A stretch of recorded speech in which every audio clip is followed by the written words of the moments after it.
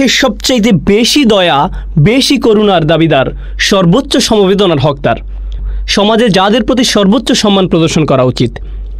এখন সে ব্যক্তি কেমন মানুষ যে এরকম অসহায়দের তুচ্ছ-তাচ্ছিল্য করতে পারে?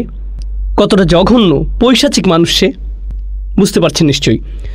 যখন আপনি পরকাল অস্বীকার করছেন, আপনি এমন কিছু অস্বীকার করছেন যেটা আপনার অন্তরে আছে। আর অন্তরে বিদ্যমান কোনো কিছু যখন আপনি অস্বীকার করছেন, আপনার অন্তর কিছুটা কঠিন হয়ে যাচ্ছে। আর যখন অন্তরটা কঠিন হয়ে যাচ্ছে, সেখান থেকে যা কিছু হারিয়ে যাবে তার মধ্যে একটা হচ্ছে দয়াশীলতা। কারণ বিশ্বাসীদের জন্য আল্লাহ তাআলা ঘোষণা করছেন, ওয়াতাওয়াসাউ বিল মারহামাহ সুম্মা কানা মিনাল্লাযীনা আমানু ওয়াতাওয়াসাউ বিস-সবর ওয়াতাওয়াসাউ বিল মারহামাহ। ঈমান, এই ঈমানের পরিণতি হচ্ছে দয়া। আর যখন ঈমান থাকবে না, এর সাথে সাথে কি চলে যাবে? অন্তরের ভিতরে যা যা উত্তম বিষয় রয়েছে সেগুলোও বিদায় নেওয়া শুরু করবে এবং সেগুলোতে মরিচা ধরবে। সেই ব্যক্তি দিনের বিরুদ্ধে মিথ্যা বলছে, আর ফলস্বরূপ তার জন্য এখন হৃদয়হীন মানুষ হওয়া খুবই সহজ।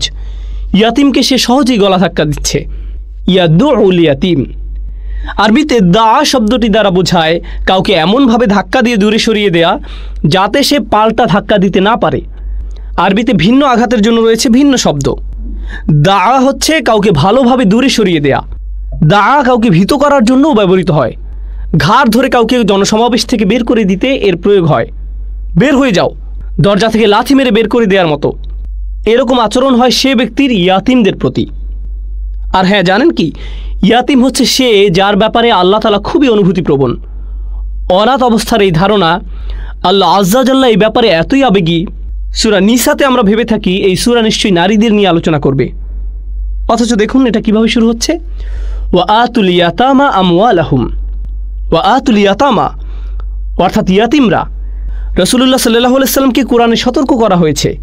ফাআম্মাল ইয়াতিমা, প্রথমে ইয়াতিম সম্পর্কে, তারপরে ওয়া আম্মা সাইলা, যে দান সাহায্য চায় তার কথা পরে এসেছে। ইয়াতিম প্রথমে, সুবহানাল্লাহ। আর কুরাইশদের বিপক্ষে সবচাইতে বড় যে অভিযোগ, যেটা এই পারাতেই উল্লেখিত হয়েছে, কাল্লা বাল্লা তুকরিমুন আল ইয়াতিম, তোমরা ইয়াতিমকে তার প্রাপ্য মর্যাদা দাও না, তাদেরকে তাদের প্রাপ্য সম্মান দাও না। কেমন মানুষ তোমরা? তোমাদের উচিত ছিল তাদেরকে সম্মান দেয়া। সেটা তো দূরের কথা, একটা হচ্ছে আমি তাদেরকে প্রাপ্য সম্মান দেই না, আর এখানে আপনি তাদের গলা ধাক্কা দিচ্ছেন। তো একটা সমালোচনা ছিল তারা এতিমদের সম্মান দেয় না, কিন্তু এখানে বিষয়টা সীমা অতিক্রম করে গেছে। এই সূরাতে সিচুয়েশন খুবই নাজুক অবস্থার দিকে গেছে। আল্লাযী ইয়াদউল ইয়াতিম, সে তো সেই ব্যক্তি যে ইয়াতিমকে গলা ধাক্কা দেয়। আবার এই আয়াতে যালিকা শব্দের ব্যবহার হয়েছে, যেখানে হাজা শব্দটির ব্যবহার হতে পারত। হাযাল্লাযী ইয়াদউ, এই সেই ব্যক্তি যে গলা ধাক্কা দেয়, কিন্তু আল্লাহ এখানে বলছেন সে তো সেই ব্যক্তি যে গলা ধাক্কা দেয়। যালিকা হচ্ছে ইসমুল ইশারা লিল বাঈদ, একটি নির্দেশক শব্দ যেটা দূরের কোনো বস্তুকে বোঝায়। আল্লাহ এখানে এই অপরাধীকে নিজের থেকে এবং রাসূলুল্লাহ সাল্লাল্লাহু আলাইহি সাল্লাম থেকে দূরে সরিয়ে দিচ্ছেন এই শব্দের ব্যবহার দ্বারা। যালিকা এছাড়া ইয়াদুল্লু আলা তাহকির এর ক্ষেত্রেও ব্যবহৃত হয়। শব্দটা ব্যবহার হচ্ছে সেই ব্যক্তির সামাজিক মর্যাদাকে একেবারে ধূলিসাৎ করে দিতে। এতটাই তুচ্ছার্থক শব্দ এখানে। ও হ্যাঁ, সাম্প্রতিক পলিটিক্সে শব্দটার ব্যবহার দেখা যায়, যদিও আমি সেটার সাথে দ্বিমত পোষণ করি। আরেকজনকে চিহ্নিত করার এই আইডিয়া, এটা হচ্ছে কাউকে তুচ্ছার্থে দেখানোর জন্য। তো যালিকা শব্দ দ্বারা আল্লাহ তাআলা এই ব্যক্তিকে ছোট করছেন, তাকে রীতিমতো অপমানিত করছেন। তোমার কত সাহস যে তুমি এতিমদের অপমান করো? তুমি নিজেই আসলে অপমানিত হওয়ার যোগ্য। ফাযালিকা আল্লাযী ইয়াদউল ইয়াতিম, ফা শব্দটা নিয়ে একটু কথা বলা যায়। এখানে একটা হচ্ছে ফা সাবাবিয়া, যেটা আমি আপনাদের কাছে আগে ব্যাখ্যা করেছি। ফা সাবাবিয়া, অন্যভাবে বললে সে দিনের ব্যাপারে মিথ্যা বলে, আর এই কারণে সে ইয়াতিমকে গলা ধাক্কা দেয়। অর্থাৎ এখানে একটা কার্যকরণ ও কর্মফল সম্পর্ক বিদ্যমান। কিন্তু আরেকটা হচ্ছে ফা আতফিয়া, এর দ্বারা বোঝায় সে ব্যক্তি দিনের ব্যাপারে মিথ্যা বলে এবং ইয়াতিমকে গলা ধাক্কা দেয়। অর্থাৎ এই দুটো অন্যায় হচ্ছে একই মুদ্রার দুটি পিঠ। প্রথমটা হচ্ছে আল্লাহ তাআলার বিরুদ্ধে, আর দ্বিতীয়টা হচ্ছে মানবতার বিরুদ্ধে। যখন আপনি আল্লাহর বিরুদ্ধে অন্যায় করছেন, সেটা আপনার পাপী সত্তার কেবল একটা পার্ট। প্রকৃতিগতভাবে অন্য পার্টটি হবে মানবতার বিরুদ্ধে অন্যায়। আর এর বিপরীতটাও সত্য। যদি আপনি মানুষের সাথে অন্যায় করতে থাকেন, এটা শুধু সময়ের ব্যাপার যে আপনি আল্লাহ তাআলার বিরুদ্ধেও করবেন। ন্যাচারাল, দুটি বিষয় হাতে হাত ধরে চলে। ফাযালিকাল্লাযী ইয়াদউল ইয়াতিম, আমরা এটার ব্যাপারেও বলেছি। ইমাম শাওকানি রাহমাহুল্লাহ বলেছেন, যদি সে কাফের হয় এবং দ্বীনের বিরুদ্ধে মিথ্যা বলে, তাহলে তার অবিশ্বাসী কারণ যে সেই ইয়াতিমকে গলা ধাক্কা দিবে, এটা তার জন্য সহজ, শুধুমাত্র সহজ একটি পরবর্তী ধাপ। এখন এটা রুটিন মাফিক তার জন্য যে আল্লাযী ইউকাযযিবু বিদ্দীনের মধ্যে পড়ে। এই সূরা আমাদেরকে যে শিক্ষাগুলো দেয় তার মধ্যে একটা হলো, যারা পরকাল অস্বীকার করে তাদের জন্য ইয়াতিমদের ধাক্কা দিয়ে তাড়িয়ে দেওয়া একটি সাধারণ আচরণ। তবে এটা একমাত্র অন্যায় আচরণ নয় যেটা সে করে থাকে। এখানে অসংখ্য আরও পাপ কাজ আছে যেগুলো তারা করে, তবে এই সূরাতে কেবল তাদের একটি নির্দিষ্ট অন্যায় ফোকাস করা হচ্ছে, যার মানে এই না যে এটাই তাদের দ্বারা সম্পাদিত একমাত্র খারাপ কাজ। পরকালের অস্বীকার কিংবা আচরণ যা পরকালে অস্বীকার প্রদর্শন করে সেগুলো বিভিন্নভাবে প্রকাশিত হতে পারে, তবে এই সূরাতে যেটা নিয়ে আলোচনা করা হচ্ছে সেটা নিঃসন্দেহে সবচাইতে জঘন্য আচরণের একটি। কেন এটা সবচাইতে জঘন্য? কারণ আল্লাহ ইয়াতিমকে রক্ষা করার ক্ষেত্রে সবচেয়ে বেশি সক্রিয়, আর আমরা এই বিষয়ে ভালোভাবে অবগত, কারণ আমাদের নবী সাল্লাল্লাহু আলাইহি সাল্লাম কানা ইয়াতিমান সাল্লাল্লাহু আলাইহি সাল্লাম, তিনি নিজেও ছিলেন ইয়াতিম। ওয়া মা'না ইয়াদউ ইয়াদফাউ দাফান বিআনফিন ওয়া জাফওয়া, এটা খুবই শক্তিশালী ভাষায় বলা হচ্ছে। ইয়াদউ এই শব্দের অর্থ দাঁড়ায় হুমকি ও বিদ্বেষের সাথে কাউকে ধাক্কা দেয়া। ইয়াদফাউল ইয়াতিম মানে ইয়াতিমকে তার নিজের অধিকার থেকে গলা ধাক্কা দিয়ে বঞ্চিত করা। এমন না যে কোনো অপরিচিত ব্যক্তি এই ব্যবহার করছে।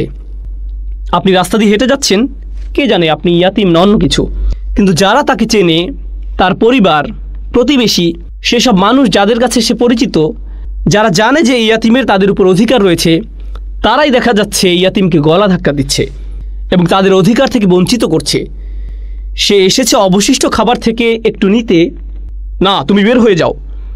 তারা এতিমের প্রতি অবিচার করছে, অথচ যে সম্পদ তার নিজের অধিকারের প্রাপ্য। এ বিষয়ে আমরা আরও জানব যখন তোয়ামিল মিসকিন আয়াতটি নিয়ে আলোচনা করব, তখন আরও বোঝা যাবে ইনশাআল্লাহ তাআলা। এখন এই দা শব্দটি এছাড়াও কোরআনে ব্যবহৃত হয়েছে সেসব মানুষদের বোঝাতে যাদেরকে ধাক্কা দিয়ে, শাব্দিক অর্থে ধাক্কা দিয়ে জাহান্নামে নিক্ষেপ করা হবে। ইয়াউমা ইয়াদউনা ইলা নারি জাহান্নামা দা, একই শব্দ, যেদিন তাদেরকে জাহান্নামের আগুনে ধাক্কা দিয়ে নিক্ষেপ করা হবে। শক্তিশালী সে ধাক্কা। আল্লাহ আমাদেরকে ভয়াবহ সে আগুন থেকে রক্ষা করুক। ইমাম শাওকানি রাহমাহুল্লাহ বলেছেন, এরকম অনেকবার উল্লেখিত হয়েছে যে কুরাইশরা হলো এমন কওম ইউআররিসুন, যারা উত্তরাধিকার সম্পদ থেকে শিশু ও নারীদেরকে বঞ্চিত করত, যদিও তারা ছিল সেগুলোর হকদার, কিন্তু কুরাইশরা তাদের তাড়িয়ে দিত। এখন ইয়াদউ শব্দটার আরেকটা উচ্চারণ হচ্ছে ইয়াদউ। ক্লাসিক্যালি এটা দুইভাবে উচ্চারিত হয়। তো ফাযালিকাল্লাযী ইয়াদউল ইয়াতিম এর দ্বারা কি বোঝায়? এর দ্বারা বোঝায় সে ইয়াতিমকে কাছে ডাকে। ক্লাসিক্যাল স্কলাররা যা বুঝেছেন, ইয়াতিমকে ডেকে আনার পর সে তাকে ব্যবহার করে, অপমান করে, তারপর তাকে তাড়িয়ে দেয়। তখনই ডাকে যখন তাকে প্রয়োজন হয়, আর এরপর তাকে দূরে সরিয়ে দেয়। অন্যভাবে বললে সে ইয়াতিমদের চাকর বা দাস হিসেবে ব্যবহার করছে। ইয়াদউ এখানে ডাকা অর্থে প্রয়োগ হয়েছে, চাকর বাকরদেরকে যেভাবে ডাকা হয় সে অর্থে, অর্থাৎ যাকে সম্মান দেওয়া উচিত এবং যার অধিকারের ব্যাপারে তার সচেতন থাকা উচিত ছিল, তাকে সে দাসের থেকে বেশি কিছুই মনে করছে না। আমি আপনাদের সামনে হুবহু লাইন তুলে ধরছি ইনশাআল্লাহ তাআলা। এটা তাফসিরের রাজি থেকে, অর্থাৎ সে শুধু ইয়াতিমকে ডাকে, তাকে খাওয়ায় না, এবং যখন ডাকে শুধু তাকে ব্যবহারের জন্যই ডাকে, অথবা তাকে নিয়ে হাসি ঠাট্টা করার জন্য ডাকে। পরকালকে অস্বীকার আর এর সাথে মানুষের সাথে খারাপ আচরণ, এই দুইটার মধ্যে একটা কানেকশন আছে। এটা কোরআনে এই প্রথমবার উল্লেখিত হচ্ছে না, আমরা এগুলো আগেও পড়েছি। উদাহরণ হিসেবে বলা যায়, ওয়াইলুল লিল মুতাফফিফিন আল্লাযীনা ইযা ইক্তালু আলান নাসি ইস্তাওফুন ওয়া ইযা কালুহুম আও ওয়াজানুহুম ইউখসিরুন, যারা ব্যবসা বাণিজ্যে ধোঁকার আশ্রয় নেয়, যারা একেবারে সামান্য লাভ করার জন্য হলেও মানুষদের ধোঁকা দেয়, এক গ্রামের ভিতরও ছলনা করে, যেভাবেই হোক গ্রাহককে ধোঁকা দিয়েই থাকে, তাদের এরকম আচরণের পরে আল্লাহ বলছেন, আলা ইয়াযুন্নু উলাইকা আন্নাহুম মাবউসুন, তারা কি ভেবেছে যে তাদের কখনো পুনরুত্থান হবে না? অর্থাৎ আল্লাহ তাআলা এই মানুষদের দুনিয়াবি পাপ কাজকে কারেক্ট করেছেন পরকালের উত্থানের সাথে। মানে এই দুটো বিষয়কে আবারও একসাথে হতে দেখা যাচ্ছে। একইভাবে সূরা আলাকে কাল্লা ইন্নাল ইনসানা লা ইয়াতগা, না, মানুষরা আসলেই বিদ্রোহ করতে চায়। কেন বিদ্রোহ করতে চায়? আর রাআহু ইস্তাগনা, সে কি ভাবে যে তার কোনো কিছুরই প্রয়োজন নেই। ইন্না ইলা রাব্বিকা আর রুজআ, তোমাকে তো তোমার রবের নিকট ফিরতেই হবে। তো বিদ্রোহ এটা কোথা থেকে মাথায় আসলো? সেই ধারণা থেকে যে আমার আর পুনরুত্থান হবে না। সেই দুটো বিষয় আবারও এখানে একত্রিত হলো। আরও একটি উদাহরণ দেখুন, ফাআম্মা মান আ'তা ওয়াত্তাকা, সেই ব্যক্তি যে দান করে, এই সূরা হচ্ছে তার জন্য যে দান করে না, কিন্তু যে দান করে আর তার মধ্যে আছে তাকওয়া। ওয়াসাদ্দাকা বিল হুসনা, সে সত্য মেনে নিয়েছে, সর্বোচ্চ সুন্দর বিষয়টার সত্যায়ন সে করেছে, যেটা যথার্থ। এই ইসলাম। অন্যদিকে ওয়া আম্মা মান বাখিলা ওয়াস্তাগনা, যার মন সংকীর্ণ এবং যে ভাবে যে তার অন্য কাউকে প্রয়োজন নেই, সে নিজেকে প্রয়োজনের ঊর্ধ্বে মনে করে। ওয়া কাযযাবা বিল হুসনা, সেই চমৎকার সত্যের বিরুদ্ধে মিথ্যা বলে। অর্থাৎ এই দুটো বিষয় কোরআনে বারবার একত্রিত করা হয়েছে বিভিন্ন জায়গায়। এখন আমরা সামনের দিকে এগিয়ে যাব। ইন্টারেস্টিং একটা পরিবর্তন আসছে, ওয়ালা ইয়াহুদ্দু আলা তাআমিল মিসকিন। এটা আগেও বলেছি যে আয়াতগুলো সরাসরি কুরাইশদের উপর আঘাত, কিন্তু এই আয়াতটি বিশেষ করে কুরাইশ লিডারদের উপর সর্বোচ্চ পর্যায়ের আঘাত। এই আয়াত ওয়ালা ইয়াহুদ্দু আলা তাআমিল মিসকিন সাধারণভাবে অনুবাদ করা হয় সে গরিব মিসকিনদের খাবার প্রদানে উৎসাহ দান করে না। সাধারণ অনুবাদ এইভাবেই হয়। এখানে কিছু বিষয় আছে। আগের আয়াতগুলোয় আমরা তাদের পার্সোনাল জীবন সম্পর্কে আলোচনা করেছি। তারা তাদের নিজেদের ফ্যামিলি কিংবা গোত্রের ভিতরে অন্যায় করেছিল। কাদের উপর? ইয়াতিমদের উপর। এটা তাদের ব্যক্তিগত বিষয়, কিন্তু এরা ছিল সমাজের মহাজন, সমাজের মাথা, যাদের উপর সমাজ নির্ভর করে। পাবলিক লাইফে তারা এমনই ছিল। ব্যক্তিগত জীবনে তাদের দুর্নীতি হচ্ছে ফাযালিকাল্লাযী ইয়াদউল ইয়াতিম, কিন্তু পাবলিক লাইফে সমাজের বিভিন্ন বিষয় যেমন দারিদ্রতা, বাসস্থানের সমস্যা ইত্যাদি, যেগুলো লিডারদেরকে সমাধান করতে হয়, এবং লিডারদেরকে অবশ্যই সেক্ষেত্রে তাদের সামনে থেকে লড়াই চালাতে হয়।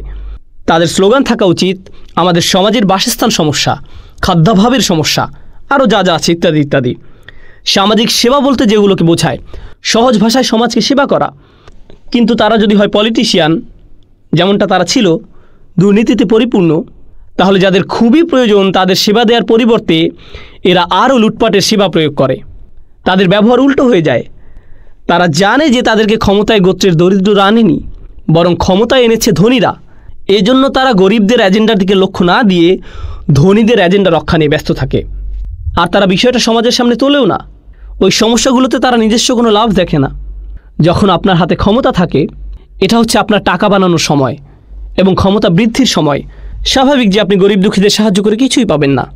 তারা আপনাকে কী বা দিতে পারবে? তাদের সাহায্য করার কথা দূরের বিষয়, তারা বিষয়টাকে কোনো রকমের উৎসাহ প্রদানও করে না। কেন তারা এটাকে উৎসাহিত করে না? বিভিন্ন কারণ আছে।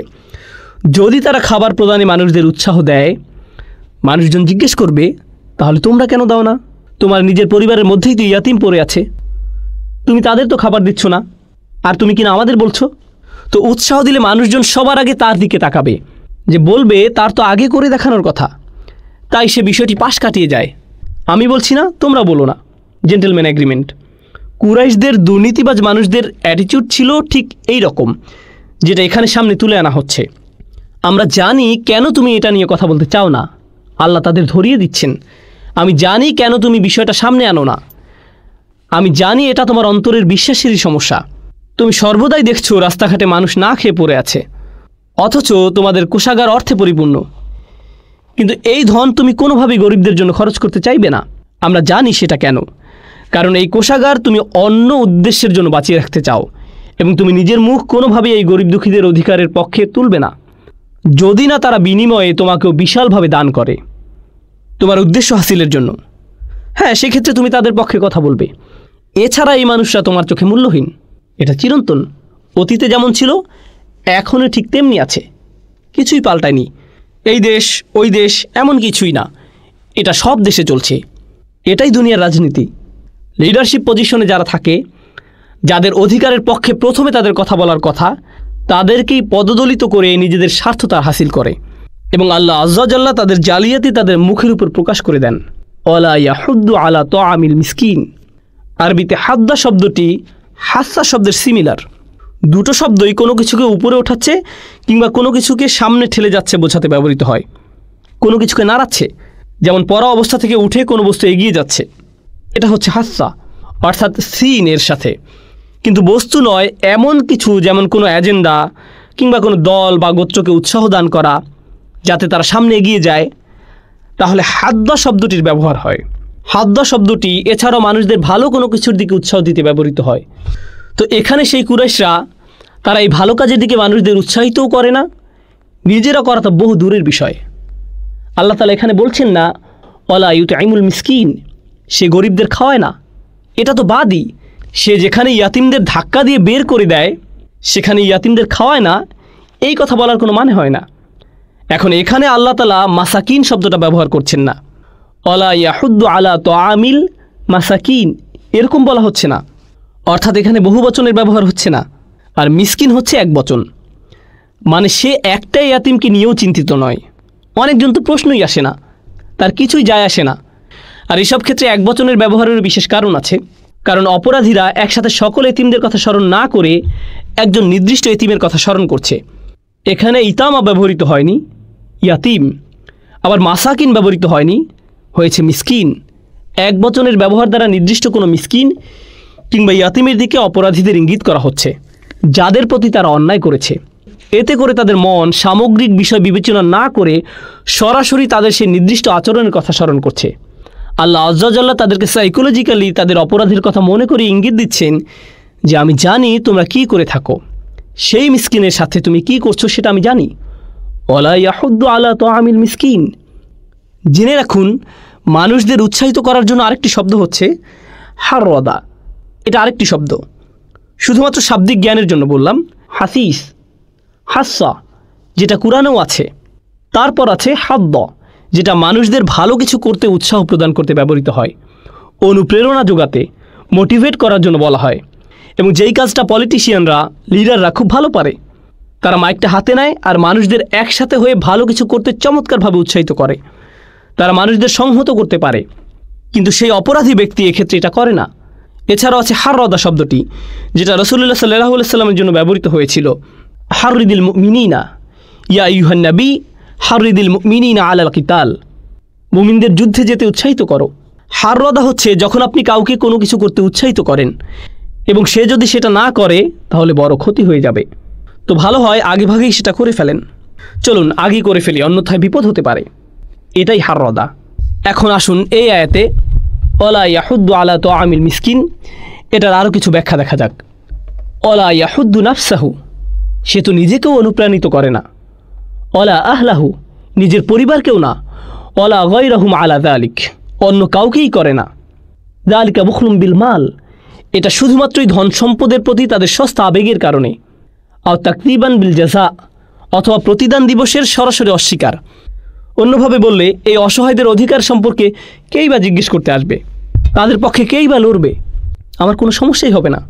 অর্থাৎ তার চিন্তা হচ্ছে এই অসহায়দের কোনোই অভিভাবক যেহেতু নেই, কেউ যেহেতু কোনো মামলা করবে না, কিন্তু তার কোনো ধারণা নেই যে তার নামে মামলা ঠিকই হয়ে গেছে, যেখানে হওয়ার তার দুই কাঁধে রেকর্ডে উঠে গেছে, কিন্তু এটা তার মাথায় নেই। কারণ আমরা আগেই প্রথম আয়াতের ব্যাখ্যাতে আলোচনা করেছি যে এসব হচ্ছে প্রতিদান দিবসে অস্বীকার করার পরিণতি, আর সেজন্যই এই আচরণ তার জন্য অনেক সহজ।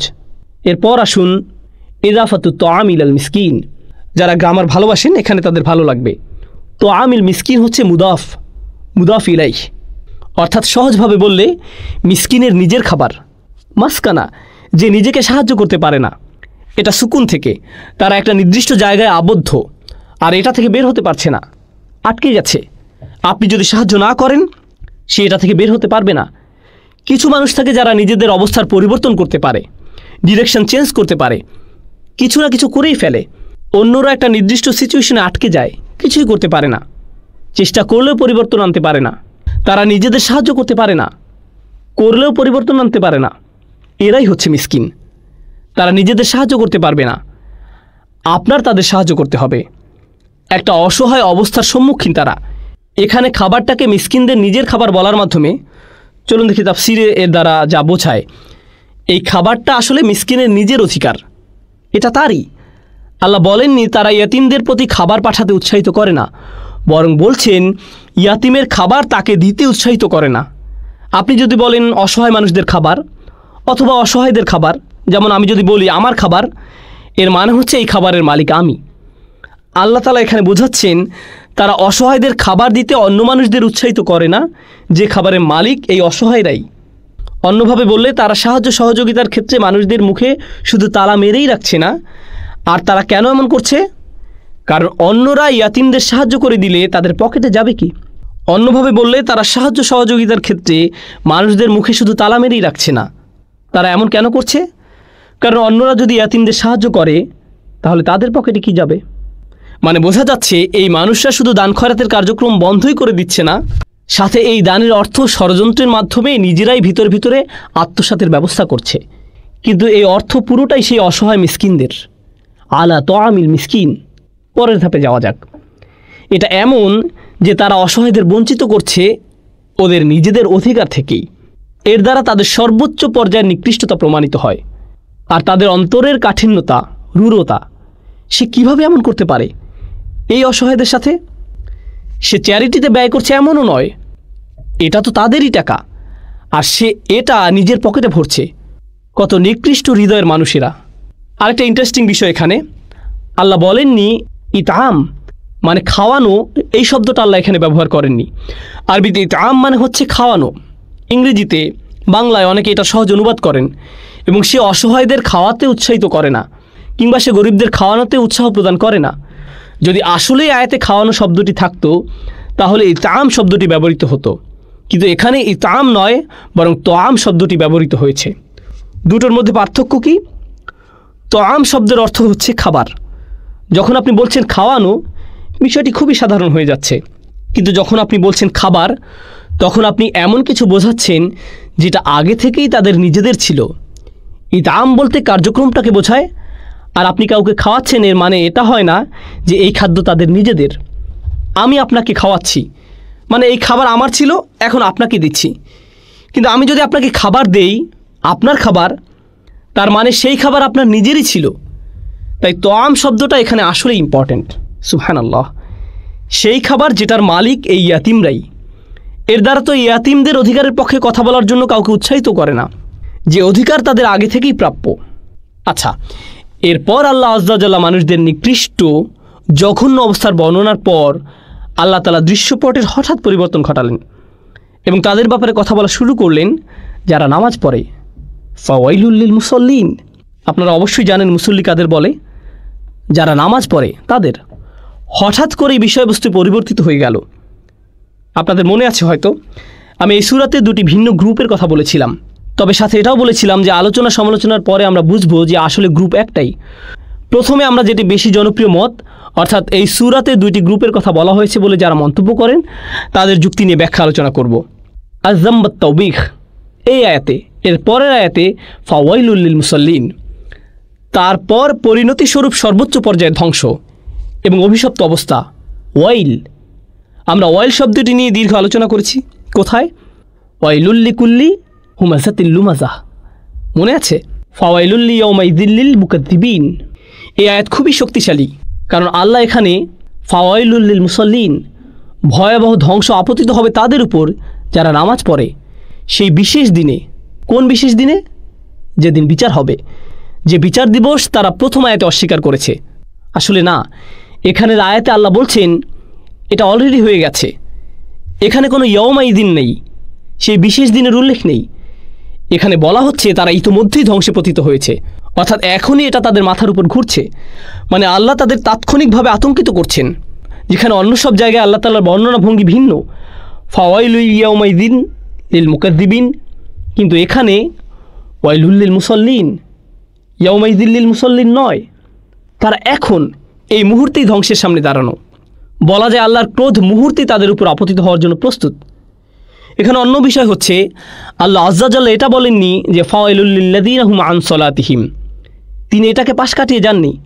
সামনে তো সালাহ শব্দটা আসছিলই, আল্লাযীনা হুম আন সালাতিহিম, এই যে সালাহ শব্দটা আসছেই, কিন্তু তারপরেও তিনি শব্দটা আগিয়ে নিয়ে আসছেন ফাওয়াইলুল লিল মুসাল্লিন, তারপর বলছেন আল্লাযীনা হুম আন সালাতিহিম। অথচ এই দুটো এক আয়াতে নিয়ে আসা যেত। সরল অনুবাদ, ভয়াবহ ধ্বংস তাদের জন্য যারা নামাজ পড়ে, যারা তাদের নামাজের ক্ষেত্রে থাকে অন্যমনস্ক। অর্থাৎ নামাজ শব্দটি আসলো দুইবার, দুইটি আয়াতে। এই দুটো এক করে দেয়া যেত, ফাওয়াইলুল লিল্লাযীনা হুম আন সালাতিহিম সাহুন। তারপর ভয়াবহ ধ্বংস তাদের জন্য যারা যখন নামাজ পড়ে তখন অন্যমনস্ক থাকে। এভাবে করা যেত, নামাজরত মানুষদের আলাদাভাবে দুই আয়াতে উল্লেখ না করে। তাহলে আল্লাহ যেভাবে করেছেন সেটাতে সুবিধা কি? বিভিন্ন ফায়দা আছে। সবচাইতে গুরুত্বপূর্ণ একটা সুবিধা হলো, যেটা আমাদের অবশ্যই উল্লেখ করা উচিত, যখন আমরা বলি ফাওয়াইলুল লিল মুসাল্লিন ভয়াবহ ধ্বংস তাদের উপর যারা নামাজ পড়ে। যে কোনো মানুষ যে নামাজ পড়ে তারা সতর্ক হয়ে যায়। যে কোনো ব্যক্তি যে নামাজ পড়ে সে চিন্তায় পড়ে যায়, এটা কি আমাকে বলা হচ্ছে? এই আয়াত প্রত্যেক মানুষ যারা নামাজ পড়ে আতঙ্কিত হওয়ার জন্য যথেষ্ট। আর আপনারা হয়তো জানেন না, ক্লাসিক্যাল সেন্সে যখন নামাজের কথা বলা হয় তখন সেটা শুধু মুসলিমদের নামাজকে বোঝায় না, এটা সকল প্রার্থনাকে বোঝায়। আর যদি মুসলিমও হয়, আল্লাহ বলছেন মুসল্লিন, আল্লাহ বলছেন না আল কাফিরিন আল মুনাফিকিন, সেভাবে উল্লেখ সহজেই বোঝা যেত। আল্লাহ বলছেন মুসল্লিন। এশার সালাতটাতে আমরাই মুসল্লিন ছিলাম, মানে অবশ্যই আমাদেরকেও আতঙ্কে থাকতে হবে যখন আমরা এই আয়াতটা শুনব। এবং আল্লাহ যে এখানে থেমে গেছেন, এই আয়াতে কন্টিনিউ না করে লিয়াদ্দাব্বারু আয়াতিহি, যাতে তারা তার আয়াত নিয়ে ভাবনা চিন্তা করতে পারে। আমরা জানি এবং আমাদের শেখানো হয় যে এই আয়াতে আমরা থেমে যেতে পারবো না। নামাজে এই আয়াত তেলাওয়াত করলে আমাদের এটা পরবর্তী আয়াতের সাথে মিলিয়ে পড়ে যেতে হবে যাতে অর্থ পরিপূর্ণ হয়। কিন্তু এটাও সত্য যে আয়াতটি আল্লাহ এখানে শেষ করছেন এবং নিশ্চয়ই সেটাতে উপকারিতা আছে। আর সেটা হচ্ছে ভালো করে ভেবে নাও, এর পরের আয়াত আমাকে নিয়েও হতে পারে, কারণ আমিও মুসল্লি, আমিও তাদের একজন যারা নামাজ পড়ে। এবং এখানে তাফসীরের আলোচনা শুরু হয় এই আয়াত কি মুনাফিকদের নিয়ে আলোচনা করছে কিনা, যারা কপটতার জন্য পরিচিত। আল্লাহ আমাদেরকে এমন হওয়া থেকে রক্ষা করুন। আচ্ছা, প্রথম মূল সমস্যাটা যেটা হয় যখন আমরা এই আয়াতগুলো আলাদা আলাদা গ্রুপ বিবেচনা করি, সেটা হচ্ছে এই আয়াতগুলোর সাথে আগের আয়াতগুলোর কানেকশন। ইমাম রাজি রাহমাহুল্লাহ বলেছেন তার তাফসিরে কাবিরে, তিনি বলছেন আল্লাহর সৃষ্টিকে কষ্ট দেয়া এবং তাদের ক্ষুদ্র থেকে ক্ষুদ্র সেবাদান থেকে দূরে থাকা, যেটাকে আসলে সেবা বলা যায় না, তাদের নিজেদের অধিকার, এটাই হচ্ছে সৃষ্টির বিরুদ্ধে করা অপরাধ। আর যখন আপনি সৃষ্টির সাথে অন্যায় করছেন তখন এটা স্বাভাবিক যে সময়ের সাথে সাথে আপনি সৃষ্টিকর্তার সাথেও একই কাজ করবেন, অর্থাৎ তার ব্যক্তিত্বের অপর অংশ এখান থেকে বোঝা যাচ্ছে। এটা হচ্ছে মানুষদের অধিকারের লঙ্ঘন। একটা হচ্ছে মানুষদের অধিকারের লঙ্ঘন, আর একটা হচ্ছে সৃষ্টিকর্তার অধিকারের লঙ্ঘন। আর আপনি সৃষ্টিকর্তার সাথে এমন করছেন যেটা শুধু তখনই সম্ভব যখন আপনার প্রার্থনা শুরু থেকেই অন্তঃসার শূন্য। এটা হচ্ছে আরেকটা ফলাফল যা এখান থেকে বোঝা যায়। এরকমই যদি হয় আপনার ব্যবহার গরিব দুঃখীদের সাথে, তাহলে বুঝে নিন যে আপনি হচ্ছেন সবচাইতে খারাপ মুসল্লিদের একজন। আপনার নামাজ দ্বারা কোনো ফায়দা নেই এইভাবে হলে, এর থেকে ভালো কিছুই আশা করা যায় না। শুধু এটুকু বলা যায় যে আপনি হয়তো ভালো কার্ডিওভাস্কুলার এক্সারসাইজ করছেন। ক্বালা আলাইসা ইন্নাস সালাতা তানহা আনিল ফাহশাই ওয়াল মুনকার, আল্লাহ বলছেন এটা কি এমন হওয়ার কথা না যে নামাজ তোমাদেরকে অশ্লীলতা ও পাপ কাজ থেকে দূরে রাখবে? এই সূরাটি কি অন্যায় পাপ কাজের বিবরণ দিয়ে শুরু হয়নি? এগুলো নিঃসন্দেহে পাপাচার। কীভাবে এই মানুষজন যারা মুসল্লিন, এখানে এমনকি আল্লাহ তাআলা আল্লাযী ইউসাল্লুন, যারা নামাজ পড়ে, এভাবে বলেননি, বলেছেন আল মুসল্লিন, যারা সব সময় নামাজ পড়ে, অর্থাৎ নামাজে সর্বদাই উপস্থিত থাকে। আর এটাও লক্ষ্য করুন, এখানে এক বচন থেকে বহু বচনে চলে যাওয়া হচ্ছে। আল্লাযী, আর আইতাল্লাযী, আল্লাহ বলেননি আর আইতাল্লাযী ইউকাযযিবু বিদ্দীন ফাউলাইকাল্লাযীনা ইয়াদউল ইয়াতীম, মানে ব্যবহৃত শব্দগুলো বহু বচন নয়, ছিল এক বচন, কিন্তু হঠাৎ এখানে কি হলো? বহু বচন। তাৎক্ষণিকভাবে এটা বহু বচনে রূপান্তরিত হয়ে গেল যখন বলা হলো মুসল্লিন। কেন জানেন? কারণ এই মানুষরা যেমন ছিল, তারা গোপনে নামাজ পড়ার লোক ছিল না, তারা মানুষজনদের সাথে পাবলিকলি নামাজ পড়তো। হ্যাঁ, জনসম্মুখেই। কেন তারা পাবলিকলি নামাজ পড়তো? আল্লাহ আমাদের এই বিষয়ে জানাচ্ছেন এই সূরাতেই, সামনে আসছে। তারা নামাজ পড়ে কী কারণে? মানুষদের দেখানোর জন্য। আর আপনি যখন আপনার নামাজ মানুষদের দেখানোর জন্য পড়ছেন, নিশ্চয়ই সেটা ঘরে করবেন না। হ্যাঁ, সেটা আপনি ঘরে করবেন না, আপনার মানুষের সামনে গিয়েই পড়তে হবে। আচ্ছা, মনে করে দেখুন কার কথা বলা হচ্ছিল এখানে? কার জারিজুরি ফাঁস করা হচ্ছিল? কুরাইশদের। মনে আছে তো? আমরা দেখব এটার গুরুত্ব কি, কেন তাদের নামাজগুলো এত গুরুত্বপূর্ণ, আর এটা কোন নামাজ যেটার কথা বলা হচ্ছে। এখন চলুন এখন এই আলোচনার দিকে চলে যাই। একটা মত অনুসারে এই বর্ণনাটি করা হয়েছে মুনাফিকদের জন্য। তবে পুরোপুরি এই আলোচনায় প্রবেশের আগে আমি আপনাদের ওয়াইল শব্দটার সাথে পরিচয় করিয়ে দিতে চাই। অর্থ হচ্ছে নিকৃষ্ট রকমের ধ্বংস। এটা কোরআনে কোথায় ব্যবহৃত হয়েছে? আমরা এটা খুবই জঘন্য মানুষদের জন্য ব্যবহৃত হতে দেখেছি। ওয়াইলুল লিকুল্লি হুমাজাতিল লুমাসাহ, আর সেগুলো মানুষদের সাথে করা অন্যায় ছিল, ঠিক কিনা?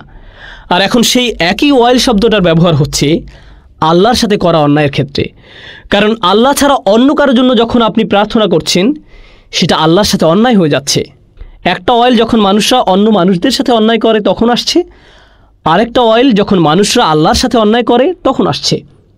তারপর আল্লাহ আযজা ওয়াজাল্লা বলছেন, ফাওয়াইলুল লাহুম মিম্মা কাতাবাত আইদিহিম। বনী ইসরাইলদের সম্পর্কে আল্লাহ তাআলা এই আয়াতে বলছেন, ওয়াইল হচ্ছে তাদের জন্য যারা নিজের হাতে কিতাব লেখে আর দাবি করে যে এটা আল্লাহর কিতাব। আল্লাহ এই অপরাধের জন্য শাস্তি নির্ধারণ করেছেন, ওয়াইল। এছাড়াও আমরা দেখি এমন মানুষজন যারা ব্যবসাতে ধোঁকার আশ্রয় নেয়, ওয়াইলুল লিল মুতাফফিফিন। এরা খুবই জঘন্য অপরাধী। আর এই অপরাধীদের লিস্টে এখন কাদেরকে দেখা যাচ্ছে? যারা নামাজ পড়ে। তাহলে চিন্তা করে দেখুন, আপনি যদি নামাজ নিয়ে গণ্ডগোল করে থাকেন তাহলে এটা কত ভয়ঙ্কর হতে পারে। এই যে ভুলগুলো যেগুলো মানুষরা নামাজে করছে, এই অপরাধ যেগুলো নামাজে হচ্ছে, এটা অপরাধ হিসাবে এতটাই ভারী যে আল্লাহ এটাকে হুমাজাতিল লুমাজা, যারা নিজেরা কিতাব লেখে আল্লাহর নামে চালায়, ব্যবসায়ী যারা মানুষদের সাথে ধোঁকাবাজি করে, তাদের সাথে তুলনা করছেন। সুবহানাল্লাহ, এতটাই গভীর এই অপরাধ আল্লাহর কাছে। এই হচ্ছে এই আয়াতের অবস্থা অন্য আয়াতগুলোর পরিপ্রেক্ষিতে। তো দুইটা মত আমরা জানি এই সূরা সম্পর্কে। চলুন দুটো পয়েন্টই ভালো করে দেখে নেওয়া যাক। প্রথমটি বলছে এই আয়াত মুনাফিকদের সম্পর্কে নাজিল হয়েছে। এক্ষেত্রে আলেমদের মত হচ্ছে সূরার বাকি অংশ মাদানী, অর্থাৎ বাকিটুকু। কিন্তু অন্য মতের অনুসারীরা বলছেন, আমরা কিভাবে বুঝবো এটার বাকি অংশ একই গ্রুপের কথা বলছে? আমি আপনাদের একটু অতীত ইতিহাসে নিয়ে যেতে চাই। ইব্রাহিম আলাইহিস সালাম শহরে বসতি স্থাপনের পর বললেন, রব্বি ইন্নি আসকানতু মিন যুররিয়াতি বিওয়াদিন গায়রিন জি যারইন ইনদা বাইতিকাল মুহাররম। আমার রব, নিশ্চয়ই আমি আমার পরিবারকে এক অনুর্বর উপত্যকায় আপনার পবিত্র ঘরের সান্নিধ্যে